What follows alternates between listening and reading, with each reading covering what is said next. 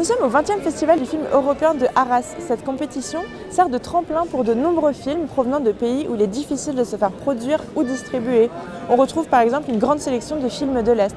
Nous avons aussi pu voir de nombreuses avant-premières dont nous vous parlons un peu plus dans les prochaines chroniques sur somewhereelse.fr.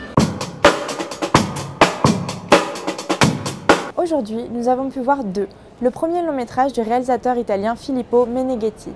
Dans ce mélodrame tourné comme un film de genre, nous retrouvons deux amantes sexagénaires et voisines de palier. Alors, comme ça, tu ne vends plus l'appartement? Monsieur Brémond vient de me dire que tu n'étais plus intéressé? Leur amour sera confronté à la pression du coming out et au naufrage de la vieillesse. Ils signent ainsi un premier film surprenant mélangeant romance et fantaisie. Nous avons vu Le meilleur reste à venir, le nouveau film de Mathieu Delaporte et Alexandre de la Patelière, qui avait réalisé Le Prénom. Je m'installe ici.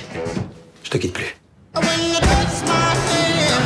T'es complètement cinglé. C'est bon, ça va. J'ai envie, c'est de savoir ce que t'as envie de faire, là, vraiment, avant de mourir. Dans ce film, il traite de plusieurs sujets très importants comme l'amitié, la maladie, mais surtout la difficulté de communiquer, et nous offre ainsi un film drôle et touchant, sans prétendre renouveler la comédie française.